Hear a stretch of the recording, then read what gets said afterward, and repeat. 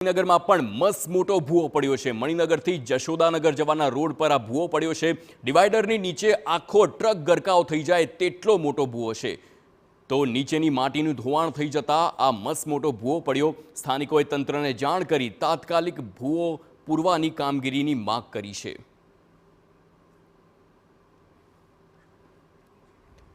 તો અમદાવાદના મણિનગર વિસ્તારમાં જે પ્રમાણે જેટલો મોટો ભૂવો પડ્યો છે તે ખૂબ જ ગંભીર સાબિત થઈ રહ્યો છે।